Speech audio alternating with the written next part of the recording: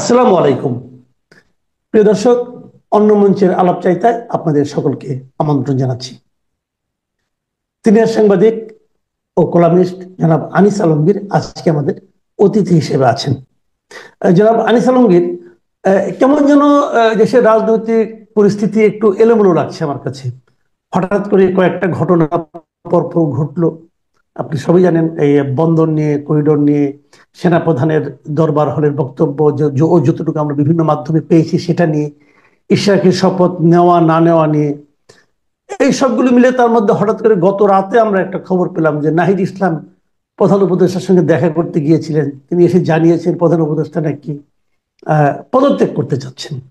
এটা কি মানে এটা কি ওনার অভিমান, অথবা এরকম একটা দায়িত্বপূর্ণ জায়গা থেকে হুট করে এভাবে ব্যক্তিগত অভিমানের কারণে পদত্যাগ করা কি শোভন? আমাদের জাতি তার উপর যে প্রত্যাশা করেছিল সেই প্রত্যাশার যদি ওনার ব্যর্থতা, উনি কি মাত্রই টের পেলেন নাকি আগেও টের পাওয়ার কথা ছিল? এই সমস্ত নিয়ে আপনার সামগ্রিক মূল্যায়নটা কি? আমি আর ডিটেল প্রশ্নে গেলাম না, আপনি বলেন। আপনি ঠিকই বলেছেন, এতগুলো ইভেন্ট হচ্ছে একটার পর একটা। এর মধ্য দিয়ে এর মধ্যে কানেকশন আছে সবগুলোর। আপনি সেনাপ্রধানের বক্তব্য বলেন, ইশরাকের যমুনার সামনে অবস্থান বলেন, তারপর আহ, পদত্যাগের যে ঘটনাটা যেটা বললেন সর্বশেষ, আহ, পদত্যাগের অভিপ্রায় যেটা আমরা অন্য কোনো মাধ্যমে পাই নাই বা ওনার প্রেস উইং বা কেউ দেয় নাই। সেটা এসেছে এনসিপির একজন নেতা, ওনার সঙ্গে ওনার সাবেক কলিগ দেখা করতে গিয়েছিলেন, সেখান থেকে এসে বললেন যে উনি অভিপ্রায় ব্যক্ত করেছেন। কিন্তু মজার ব্যাপার হচ্ছে, আমি সোশ্যাল মিডিয়ায় এটা নিয়ে এত ট্রল হচ্ছে, একটা লোকও বিশ্বাস করছে না যে আদৌ উনি পদত্যাগ করতে চান। সবাই ভাবছেন যে উনি আসলে এটা একটা সিম্পেথি অর্জন করতে চান এই ঘটনার মধ্য দিয়ে, কিন্তু সিম্পেথি ঠিক আসে নাই। আহ অনেকে উদাহরণ দিচ্ছেন, অতীতের উদাহরণ দিচ্ছেন, বিশেষ করে গ্রামীণ ব্যাংকের এমডি থাকাকালে ওনাকে এমডি থেকে সরানোর জন্য শেখ হাসিনা সরকার যে পদক্ষেপ নিয়েছিল, এটার জন্য তিনি দীর্ঘ লড়াই করলেন। সেই লড়াই এমন এক পর্যায়ে গেল, একটা ব্যক্তিগত রেষারেষিতে চলে গেল। সে ব্যক্তিগত রেষারেষি আমার মনে হয় এখনো বর্তমান আছে, যে শেখ হাসিনা তার প্রতি যে আক্রোশমূলক কর্মকাণ্ড করেছেন বলে উনার বিশ্বাস, বা উনার তরফের উনার লোকজন যারা বিশ্বাস করে, সেটাই আবার শেখ হাসিনার উপর প্রতিফলিত হচ্ছে বা আওয়ামী লীগের উপর প্রতিফলিত হচ্ছে। ভেরি রিসেন্টলি আওয়ামী লীগকে নিষিদ্ধ করা হলো, এবং আপনার ইভেন তার রেজিস্ট্রেশন পর্যন্ত বাতিল করা দেওয়া হলো। যাক, সেটা আপনি জানেন, নিশ্চয়ই সবাই জানে। আমি যেটা বলতে চাচ্ছি যে এই পদত্যাগ তিনি করবেন কেন, যদি সত্যিকার অর্থে উনি করার মনোভাব রাখেনও। এখানে পদত্যাগ করার মতো কি ঘটনা ঘটলো? উনাকে তো কেউ বলে নাই যে আপনি নিরপেক্ষতা হারিয়েছেন, আপনি সরে যান। উনি নিরপেক্ষতা বহুভাবে হারিয়েছেন, কিন্তু কেউ কোশ্চেন করেনি কিন্তু উনার নিরপেক্ষতা নিয়ে। এখন উনার নিরপেক্ষতা, আমি সেই বিস্তারিত বিবরণ যদি আপনাকে দিতে যাই, সেও আর দীর্ঘ কাহিনী। শুধু এটুকু ধরে রাখেন যে ওনার ইউনুস সেন্টার কেন্দ্রিক যে লোকগুলো ছিল, উনি ওইগুলোকে এনেছেন, ওইগুলোকে ব্যবহার করছেন। ইউনুস সেন্টারে যারা তেল মারতে গিয়েছিল, উনি তাদেরকে বড় বড় পোস্টে দিয়েছেন। এবং উনি এত দরদি উম, ভাই, যে সিনিয়র সচিবের নিচে উনি কাউকে পদই দেন না, এমন একটা অবস্থা হয়েছে সরকারের। এবং তার জন্য হয় যে তার যার অধীনে কাজ করবে সে হয় অতিরিক্ত সচিব, আর তার তার ওনার লোকজন নিয়োগ পায় সিনিয়র সচিব হিসাবে। তো এই সমস্ত কর্মকাণ্ডের পরে সর্বশেষ যেটা হলো, এই যে বিএনপির তরফ থেকে প্রথমে দুই উপদেষ্টার পদত্যাগ দাবি করা হলো তাদের নিরপেক্ষতার প্রশ্ন নিয়ে। তারপরে সর্বশেষ আরেকজন যুক্ত হলেন সেখানে, খলিলুর রহমান, যাকে নিয়ে দীর্ঘদিন থেকে সোশ্যাল মিডিয়া এবং আমাদের টক শোতে বুদ্ধিজীবী মহল বলছে যে এই লোকের যোগ্যতা কি, এই লোক কোন যোগ্যতা বলে এখানে এসে এত বড় পোস্টে দখল করলো। এবং যে সেই পোস্ট না, তার জন্য পোস্ট ক্রিয়েট করা হলো আমি বলতে হবে। কারণ জাতীয় নিরাপত্তা উপদেষ্টা বলে আমাদের আমাদের কোনো কিন্তু পোস্ট এর আগে ছিল না। আমাদের যেগুলো ছিল, প্রধানমন্ত্রী বা রাষ্ট্রপতি যাদের হোক, তাদের নিরাপত্তা বিষয়ক পরামর্শক ছিল, যেটা তারিক সিদ্দিকী বা আদার্স এর আগেও এনজয় করেছেন। সেই জায়গায় নিরাপত্তা জাতীয় নিরাপত্তা উপদেষ্টা বানানো ইন্ডিয়ান আলোরে, ইন্ডিয়াতেও এই পোস্ট আছে। তো এখন এটা একটা, আপনি যদি বলেন অন্য আরো বৃহত্তর সেন্সে, যাদের নিরাপদ যাদের এই যে প্রতিরক্ষা মন্ত্রী, ওইসব দেশেই শুধুমাত্র আমরা দেখি, খেয়াল করবেন যাদের যারা একটা গণতান্ত্রিক রাষ্ট্র বলে আমরা বলি, বা এটা আপনাকে একটা সিম্বল হিসেবে ধরে নিতে পারেন, যে ওই দেশের প্রধানমন্ত্রী বা সরকার প্রধান নিজেই প্রতিরক্ষা মন্ত্রণালয় দেখেন, না একজন আলাদা মন্ত্রী আছেন। যেসব দেশে আলাদা মন্ত্রী আছে আপনি ধরে নিতে পারেন যে তারা গণতান্ত্রিক দেশ, এবং যেগুলোতে নাই তারা মনে করতে পারেন যে সেনাবাহিনী বা ওই সমস্ত দেশে ওই ধরনের পাওয়ার এনজয় করে তারা তারা সরাসরি সরকার প্রধানের অধীনে থাকতে চায়। এই অবস্থায় উনি একটা, আমাদের দেশে এখন গণতান্ত্রিক সরকার তো নাই, আমরা একটা অনির্বাচিত সরকার দিয়ে রেখেছি, সেখানে উনি এই পোস্ট আমদানি করেছেন, এমন এমন একটা লোককে আমদানি করেছেন যে বাংলাদেশে ছিলই না দীর্ঘ জীবন তার। সে ফরেন মিনিস্ট্রিতে চাকরি করতো, লিয়েনে লিয়েনে বাইরে কাটিয়েছে, তার অনেক কেচ্ছা কাহিনী যেগুলো সোশ্যাল মিডিয়া আমার পক্ষে বলাও কঠিন। উনার উনার ব্যক্তিগত কাহিনীগুলা অনেকে আসছে, উনার অনেকে দেখেছে, এগুলা এগুলো আমরা উল্লেখ করতে চাই না। তাকে যারা পাঠিয়েছে, তার মুরিদ ফির যারা আছে, তাদের যে ভাষা, তারা যেই ভাষায় কথা বলে, এবং আপনি যদি খেয়াল করে থাকেন এই সমস্ত উনার উনার উনার পক্ষ অবলম্বনকারীরা ইউটিউবাররা, এরা দীর্ঘদিন থেকে দেশের বাইরে থেকে সেনাবাহিনী সম্পর্কে এত নিকৃষ্ট কন্টেন্ট বানাতো এবং এত আজে বাজে কন্টেন্ট তৈরি করে সেনাপ্রধানকে আক্রমণ করত, ভারতীয় এজেন্ট বানিয়ে দিত। সেই ৭৫-এ যেমন আপনার খালেদ মোশাররফকে ইন্ডিয়ান এজেন্ট বানিয়ে একটা প্রোপাগান্ডা তৈরি করে তাকে হত্যা করেছিল, সেরকম সেরকম এজেন্ডা নিয়ে এরা এখানে কাজ করছে। তো ডক্টর ইউনূস সেনা সরকার প্রধান হিসাবে ট্রিটিং জেনারেলদের সম্পর্কে, সেনাপ্রধান সম্পর্কে যে সমস্ত কর্মকাণ্ড বাইরের লোকরা করছে, তার বিরুদ্ধে কি একটা ব্যবস্থা নিয়েছেন? কোনো ব্যবস্থা নেন নাই। বাংলাদেশের সেনাবাহিনী একটা রাষ্ট্রের গৌরব, সেই রাষ্ট্রের গৌরব প্রধান যিনি, তাকে আক্রমণ করা হচ্ছে। আমরা দেখলাম না যে রাষ্ট্রের তরফ থেকে সেখানে কোনো পদক্ষেপ নেওয়া হলো, বলা হলো না যে তোমরা বা আপনারা যেগুলো করছেন এগুলা বন্ধ করেন।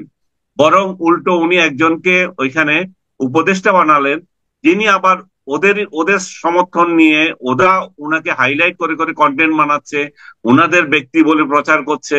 সেরকম একটা ব্যক্তি এখানে এসে, এখানে আমরা দেখতে পাচ্ছি যে সেনা প্রধানকে সরানোর মতো বা কথাবার্তা বলছে। এখন আপনি বলতে পারেন যে এটা সেনাবাহিনী, সেনা প্রধানকে সরানোর মতো কথাবার্তা কি সরাসরি বলছে? না, বলছে না। তাদের নিয়োজিত লোকগুলা, ইউটিউবার গুলাই বলছে সেনা প্রধানকে সরিয়ে কাকে আনবে। এগুলো ওপেন সিক্রেট এখন, না সোশ্যাল মিডিয়ায় লেখা হচ্ছে। আমি মনে করি যে রাষ্ট্রের তরফ থেকে সেগুলো কিছুই দেখা হয়নি। এই প্রেক্ষিতে সেনা প্রধান যার অফিসারদের ডেকে যে বক্তৃতা দিয়েছেন, সেটা তাদের একান্ত বক্তৃতা, সেটা জাতির উদ্দেশ্যে বক্তৃতা নয়, সেটা একজন প্রেস অ্যাড্রেস না, তাহলে সেটা হচ্ছে অভ্যন্তরীণ বক্তৃতা। সেই অভ্যন্তরীণ বক্তৃতাগুলো আমরা সাংবাদিক হিসাবে পেয়েছি, যেই সূত্রে হোক পেয়েছি। পত্রিকাগুলো ছেপেছে, জাতীয় দৈনিকগুলোতে ছেপেছে, টেলিভিশন গুলো যদিও ওই রাতে নিউজ করে নাই, কারণ সত্যতা নিয়ে বা ভীতি নিয়ে তারা সেটা করতে পারে নাই, কারণ এক ধরনের সেন্সরশিপ এখনো প্রচলিত আছে এর মধ্যে। সেনাবাহিনীর প্রধান কি বক্তৃতা দিয়েছেন আপনি যদি মোটা দাগে খেয়াল করেন, উনি বলেছেন যে রোহিঙ্গা ইস্যুতে যে করিডোর দেওয়ার কথা, সে আমেরিকাকে করিডোর দেওয়া বা জাতিসংঘের নামে করিডোর দেওয়া, এখানে এখানে যে মার্কিন সেনারা এসে যে ওইখানে প্রশিক্ষণ করছে, যে আমাদের সীমান্ত এলাকায় যেখানে অভিযোগ উঠছে যে আমেরিকানকে দিচ্ছে, সে আমেরিকানরা এসে এখানে প্রশিক্ষণ নিচ্ছে, সেই জায়গায় সেনাবাহিনী স্পষ্ট করে বলে দিয়েছে আমরা করিডোর বিষয়ে সিদ্ধান্ত দিতে পারি না, এটা নির্বাচিত সরকার এসে করবে। একই অবস্থায় চিটাগং বন্দরকে দিয়ে দেওয়ার কথা হচ্ছে বিদেশিদের হাতে, সেখানেও একই কথা বলেছেন, বিদেশিদেরকে বন্দর দেওয়া যাবে না, এটা নির্বাচিত সরকার করবে। আরেকটা বিষয়, বাংলাদেশ, পুরো বাংলাদেশে মব লিঞ্চিং চলছে। মবের এই কালচার সরকার থেকে ইনফ্লুয়েন্স করা হচ্ছে, ইনফ্লুয়েন্স বলবো না আমি, আশকারা দেওয়া হচ্ছে। সরকার কোনো একটা মব নিয়ন্ত্রণের কোনো উদ্যোগ নিয়েই নাই এই পর্যন্ত, ইনক্লুডিং সেই ৩২ নম্বরের বাড়ি ভাঙা থেকে শুরু করে আজ পর্যন্ত কোনো একটা মব তারা ইয়ে করেনি। বরং মবকে পাবলিক ধরে ধরে বা আইন শৃঙ্খলা রক্ষাকারী বাহিনী ধরে যদি নিয়ে যাচ্ছে সরকারের লোকেরা, সেখানে গিয়ে তাদেরকে ছাড়িয়ে আনছে।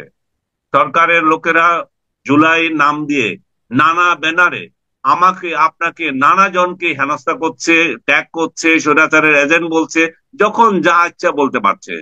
সেইগুলোর ব্যাপারে কোনো উদ্যোগ নেয় নাই। সাংবাদিকদের চাকরিচ্যুতি করার জন্য আলটিমেটাম দিচ্ছে, ওনারা বলছেন যে আমরা আলটিমেটাম তো দিই নাই, তারা দিচ্ছে, কিন্তু যারা দিচ্ছে তাদেরকে ওনারা কিছুই করেন নাই। তার মানে বলা হচ্ছে সেনা প্রধান যদি বলেন যে মবের এই কালচার বন্ধ করতে হবে, অন্যায় কিছু বলেনি।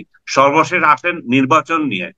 নির্বাচন এখন একটা বড় জাতীয় ইস্যু, আমাদের প্রধান ইস্যু। আমি বলবো যে আমরা দীর্ঘদিন সংগ্রাম করে ইলেকশন করতে পারে নাই, আমাদের অভিযোগ। সেই কারণে আমরা ভোট দিতে পারি নাই, সেই অভিযোগ। আমরা একটা স্বৈরাচারী সরকারকে হটালাম। তো স্বৈরাচারী সরকারকে হটিয়ে আমরা কি করব? আমাদের প্রধান দায়িত্ব তো একটা নির্বাচন দেওয়া। তো সেই নির্বাচন আমরা ভুলে গেলাম। বরং জনগণকে বুঝাতে চাইলাম নির্বাচন দিয়ে কি হবে, এরা আসবে এরা যাবে, তার থেকে ওনাকে আরো 5 বছর রেখে দেওয়া হোক। তো এই ধরনের চিন্তা যখন জনগণের মাথার মধ্যে ঢুকে যায়, যারা যে সমস্ত বোকাস লোকজন এতদিন বলেছে ভোট দিতে পারে নাই, তারা আবার সুর উল্টিয়ে বলে যে 5 বছর উনি থাকুক। তার মানে এই যে একটা ন্যারেটিভ প্রচার করা, এটার উদ্দেশ্য কি ছিল? তো সেই জায়গায় রাজনৈতিক দলগুলো নির্বাচন চায়। আমি মনে করি যে বিএনপি থেকে শুরু করে সব দলই নির্বাচন চাচ্ছে। হয়তো তারিখ নিয়ে কারোর সাথে এদিক ওদিক আছে, কেউ যে না করছে না। তো সেই জায়গায় সেনাবাহিনীর প্রধান যদি বলে থাকেন, আমি প্রথমও বলেছি ডিসেম্বরের মধ্যে ইলেকশন হবে এবং জানুয়ারিতে নতুন একটা সরকার আসবে, সেটা তো জন আকাঙ্ক্ষার প্রতিফলন। উনি যেই কয়টা বলেছেন সেগুলো সংবিধানের বাইরে তো কিছু বলেন নাই। উনি ব্যক্তি আকাঙ্ক্ষার তো কোনো কথা বলেন নাই। উনি তো বলেন নাই যে সেনাবাহিনীকে দায়িত্ব নিতে হবে রাষ্ট্রের এই মুহূর্তে। উনি নির্বাচিত লোকদেরকে হাতে দায়িত্ব দিতে চেয়েছেন, এবং এই সমস্ত সিদ্ধান্ত রাজনৈতিক দলগুলো একসঙ্গে বসে নিক সেটা চেয়েছেন। নির্বাচন ইন্টেরিয়াম সরকার নিজে নিজে যাতে না নিয়ে থাকে। জি, একটা অভিযোগ উঠেছে সেনাপ্রধান, আমি আরেকটা এবং প্রসঙ্গ একটু বলি। আমি একটা শেষ সেটা, করে দিচ্ছি। জি একটা বলেন অভিযোগ বলেন। উঠেছে সেনাপ্রধান এটা বলতে পারেন কিনা, সেনাপ্রধান এই সমস্ত বিষয় নিয়ে। অবশ্যই উনি পারেন, কারণ নির্বাচন নির্বাচন দেওয়ার দায়িত্ব হচ্ছে একমাত্র নির্বাচন কমিশনের। কারণ এটা সংবিধান, সংবিধান সেটাই তাদেরকে দিয়েছে। কিন্তু বর্তমান রাজনৈতিক প্রেক্ষাপটে যখন ডক্টর ইউনূস সহ কিছু ব্যক্তি এমন পদক্ষেপ নিচ্ছেন, যখন নির্বাচন একটা অনিশ্চিত অবস্থার মধ্যে চলে গেছে, যখন তাকে দাবি করা হচ্ছে একটা রোড ম্যাপ দেওয়ার জন্য, নির্দিষ্ট তারিখ দেওয়ার জন্য, দিনের পর দিন সেটাকে পাশ কাটিয়ে তারা সংস্কারের নাটক করছেন, সংস্কারের গল্প বলছেন, তখন সেনাবাহিনীর প্রধান যদি বলেন যে নির্বাচনের একটা তারিখ দেওয়ার জন্য, অন্যায় কিছু নাই। এখানে তো রাজনৈতিক দলের নেতা হিসেবে তিনি আবির্ভূত হন নাই, বরং দেশের নিরাপত্তা স্থিতিশীলতা রক্ষার দায়িত্বে থাকা একজন শীর্ষ কর্মকর্তার আচরণ করেছেন এখানে। বলেন আপনি যেটা বলতে চাচ্ছিলেন। জি, আমি যেটা বলতে চাচ্ছি যে এই যে এত কিছু তারা করতেছে, এইগুলো করা নিয়ে আপনিও নানা রকম প্রশ্ন করলেন, অনেকেই প্রশ্ন করছে, পলিটিক্যাল পার্টিগুলো প্রশ্ন করছে বন্দর দেওয়া নিয়ে, করিডোর দেওয়া নিয়ে। তো এই প্রসঙ্গে আমাদের এখানে যিনি প্রধান উপদেষ্টার যে প্রেস সেক্রেটারি, উনি একটা কথা কিন্তু বলেছেন, এবং এই কথাটা খুবই আলোচিত হয়েছে, নিশ্চয় আপনারও মনে আছে। উনি বলেছেন তাদের সরকারের নাকি সবকিছু করার ম্যান্ডেট আছে। এই বিষয়টাতে আপনি আসলে কিভাবে দেখবেন, আসলে কি আছে? মোটেই নাই। এটা শফিক সাহেব যদি বলে থাকেন, উনি খুবই এটা অন্যায় কথা বলেছেন। উনাকে জুলাই অভ্যুত্থানের নায়করা বর্তমান সরকারকে ক্ষমতায় দিয়েছে মানে হচ্ছে যে যা ইচ্ছা তা করার ক্ষমতা দেয় নাই। ক্ষমতা দিয়েছে মানে হচ্ছে রাষ্ট্রীয় নিরাপত্তার সার্বভৌমত্ব ক্ষুণ্ণ হয় সেই সমস্ত বিষয়ে অধিকার দেয় নাই। ক্ষমতা ওনাকে দিয়েছে, সেটা উনি যদি শফিক সাহেব যদি আহ উচ্চ আদালতের সেই বারিক দেখেন, সেখানে দেখবেন সেখানে বলা হয়েছে ডেইলি অ্যাফেয়ার্স করার জন্য এই সরকারকে দায়িত্ব দেওয়া হয়েছে। যেটা যেই বৈধতায় ডক্টর ইউনূস সরকার আছে, সেই বৈধতা উচ্চ আদালতে সব একসঙ্গে মিলে সেই রাতে যেটা শপথ গ্রহণের আগে আগে উনাকে দিয়েছেন, সেটা হচ্ছে যেহেতু এমন একটা পরিস্থিতি তৈরি হয়েছে, এটা অসাংবিধানিক কার্যক্রম হলেও আমরা এটা সমর্থন করছি, এবং ডেইলি অ্যাফেয়ার্স তাকে দেওয়া দায়িত্ব দেওয়া হয়েছে। তো ডেইলি অ্যাফেয়ার্স এর এইখানে পালন করবে। ডেইলি অ্যাফেয়ার্স তো আপনার চিটং বন্দর দিয়ে দেওয়া না, ডেইলি অ্যাফেয়ার্স তো করিডোর দেওয়া না। ডেইলি অ্যাফেয়ার্স হচ্ছে যে নির্বাচন কত তাড়াতাড়ি করবেন, কিভাবে করবেন সেটা করা। কিন্তু আজকে আমরা দেখতে পাচ্ছি একটার পর একটা ইস্যু তৈরি করা হচ্ছে সারা দেশে। একদিকে এনবিআর ভেঙে দাও, একদিকে ওই করো সেই করো, যাকে প্রয়োজন যেখানে দরকার তাকে সেখানে না দিয়ে গণশত্রু তৈরি করা, চারিদিকে গণশত্রু তৈরি করছে। একটা রাজনৈতিক দলকে নিষিদ্ধ করে শান্ত হয় নাই, শুধু তাদের সমর্থক থেকে শুরু করবে সর্বোচ্চ প্রধান, যে যেখানে আছে তাদেরকে জেলে ভরে দিতে পারবে যে কেউ। কারণ অপরাধ কি আওয়ামী লীগ করেছে? তা আওয়ামী লীগ কি একটা নিষিদ্ধ দল ছিল? সেই দল সে করবে না কেন? সেই দল করে কি অপরাধ করেছে সেটার জন্য আপনি সাজা দেন। উনি ইনক্লুসিভ একটা সোসাইটি চান মায়ানমারে। আপনি খেয়াল করে দেখবেন ওনার ওইখান থেকে বলা হয়েছে করিডোর দেওয়ার প্রসঙ্গে, সেখানে এটা উল্লেখ আছে যে আমরা তখনই দিব যখন মায়ানমারে একটা ইনক্লুসিভ সোসাইটি হবে। ইনক্লুসিভ সোসাইটি কি? রোহিঙ্গা প্লাস আরাকানের লোকেরা, মারমার লোকেরা, মানে আরাকান আর্মি সবাই যদি হয়। নিজের দেশে ইনক্লুসিভ সোসাইটির ওনার কোনো চিন্তা নাই। এখানে এখানে বিভক্তির পর বিভক্তি, বিএনপি বিভক্তি, জামাত বিভক্তি, এনসিপি বিভক্তি, আওয়ামী লীগ বিভক্তি, ভাইয়ে ভাইয়ে বিভক্তি। যিনি দায়িত্ব নিয়েছেন একজন শান্তি প্রতিষ্ঠার একজন ব্যক্তি, যিনি শান্তির নোবেল পাওয়া ব্যক্তি, যার মাধ্যমে দেশে শান্তি আসবে, সেই শান্তির বাণী এখান থেকে চলে গেছে, অন্য দেশের শান্তি নিয়ে চিন্তা করছে। এখানে আমরা কি করে যারা অপরাধী তাদেরকে সাজা দেব? আপনি শেখ হাসিনা থেকে শুরু করে যারা যারা আপনার দৃষ্টিতে, আইনের দৃষ্টিতে অপরাধ করেছে, সাজা দেন। কিন্তু ঘরে ঘরে আওয়ামী লীগ খুঁজে আপনি কি তৈরি করছেন? আমার ঘরে আওয়ামী লীগ আছে, আপনার ঘরে আওয়ামী লীগ আছে, সবার ঘরে আওয়ামী লীগ আছে, তাই না? বিএনপি আছে, জি জি। জামাত আছে। তো আমরা একের সঙ্গে কেন যুদ্ধ লাগিয়ে দেবো? আমরা কোথায় যাব? আমরা কি বঙ্গোপসাগরে চলে যাব? যারা এই আওয়ামী লীগ করেছে বা করছে তাদেরকে আমরা কি ফেলে দেব? তাই না? তাহলে আমাদের তো একটা সেন্সিবল একটা ইয়ে করতে হবে, সোসাইটি আমরা তৈরি করতে হবে। এখন উনি চলে যাবেন, উনি চলে যাওয়া কি সমাধান? উনি যে অর্থনীতি রেখে যাচ্ছেন, উনি যে সমাজ রেখে যাচ্ছেন, যে কার্যার রাজ্য রেখে যাচ্ছেন, সেখানে বিএনপি আসতে সামাল দিতে পারবে, জামাত আসতে সামাল দিতে পারবে, সম্মিলিত ভাবে আসতে সামাল দিতে পারবে? উনি তো শেখ হাসিনা যা করেছেন সেই ধ্বংসকে আরো ধ্বংসাত্মক, মানে বালি বালি করে দিয়ে যাচ্ছেন। তো এই অবস্থায় উনি কেন যাবেন? ওনাকে কি পদত্যাগ করতে বলেছে? তা তো বলে নাই। উনাকে বলেছে ওনার যে পরিষদ আছে, পরিষদ যাতে নিরপেক্ষ আচরণ করে। পরিষদের 3জন ব্যক্তিকে পাল্টাপাল্টি বা ওই পদত্যাগের অভিযোগ বলা হয়েছে। ওকে, তিনজন ব্যক্তিকে, আসিফ মাহমুদকে বলা হয়েছে, তারপরে আরেকজন তথ্য উপদেষ্টা, ওনার নাম কি জানি, মাহমুদ আলম, মাহফুজ আলম। মাহফুজ আলমকে পদত্যাগ করতে বলা হয়েছে। আমি আমি আমি কালকে আমি দেখলাম মাহফুজ আলম, আমি থ্যাঙ্কস জানাই তাকে। উনি একটা বিবৃতি দিয়েছেন। উনি বলেছেন যে আমি যদি অতীতে এই জন্য বিভক্তিমূলক কোনো কর্মকাণ্ড করে থাকি, বলে থাকি, তাহলে সেটার জন্য আমি ক্ষমা প্রার্থী। একজন মানুষকে অবশ্যই আমরা সেটুকু ইয়ে দেব। উনার উনার উপলব্ধি হয়েছে, উনি যদি উনার কর্মকাণ্ডে যদি কোনো বিভক্তি এসে থাকে সেটাতে উনি ক্ষমা চেয়েছেন।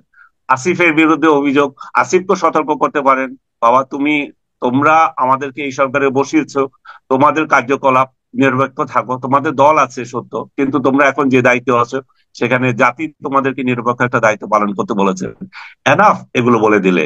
কিন্তু জি ওনার যে নিরাপত্তা উপদেষ্টা, তার সম্পর্কে সিভিয়ার অভিযোগ। এই লোকের নৈতিক চরিত্র ঠিক নেই, এই লোকের জাতীয়তা নিয়ে সমস্যা তৈরি হয়েছে, এই লোক বাংলাদেশি ছিল না কোনোদিন। বাংলাদেশে না থেকে জাতীয় নিরাপত্তার মতো একটা গুরুর দায়িত্ব তাকে দিয়ে দেওয়া যায় না, তাই না? তো জি এরকম একটা জায়গা থেকে সেই ব্যাপারে কথা হতে পারে। জি। অন্য দুইটা নিয়ে আমি মনে করি যে এটা সিরিয়াস কিছু হয়নি। আর এনসিপি যে পাল্টা 3জনের কথা বলেছে, সেগুলো তারা এর প্রেক্ষিতে বলেছে, যেহেতু বিএনপি বলেছে তাই আমরাও বলেছি। আমার মনে হয় না যে এটা সিরিয়াস একটা ইস্যু। উনার এই এই ধরনের কথা বলতে হবে যে আমি পদত্যাগ করব, বা উনার লোকেরা নাটক করতে হবে যে উনি না থাকলে রাজ্যের কি হবে রে বাবা। সেই শেখ হাসিনা কাহিনী, উনি না থাকলে দেশের কি হবে, তাই না? এখানে উনি বিকল্প কি? বিকল্প অবশ্যই আছে, ডক্টর ইউনূস চলে গেলেও বিকল্প আছে, কিন্তু কথা হচ্ছে উনি কেন যাবেন? উনাকে যাওয়ার জন্য তো কেউ বলে নাই। উনাকে ছাত্ররা দায়িত্ব দিয়েছে, উনাকে সমস্ত রাজনৈতিক দল সমর্থন করেছে, জনগণ সমর্থন করে। উনার প্রধান দায়িত্ব কি? একটা ইলেকশন দেওয়া। উনার প্রধান দায়িত্ব একটা ইলেকশন দেওয়া। সেই দায়িত্বটা উনি পালন করছেন না, ইলেকশন ডেট দিচ্ছেন না। উনি সেটা দিক আগে, সেটা দিলে দেখবেন সবকিছু ঠান্ডা হয়ে গেছে। জি, অনেক ধন্যবাদ। অনেক ধন্যবাদ জনাব আলী সামগীর। প্রিয় দর্শক, আপনারা শুনলেন একটা গুরুত্বপূর্ণ ক্রুশিয়াল মোমেন্টে আসলে আমরা এই আলোচনাগুলো করছি। কাজে এই আলোচনা একটু দীর্ঘায়িত হলো, তারপর আশা করি আপনারা মন দিয়ে দেখেছেন, আপনাদের ভালো লেগেছে। এখন এই পর্যন্তই, আবার কথা হবে। আল্লাহ হাফেজ।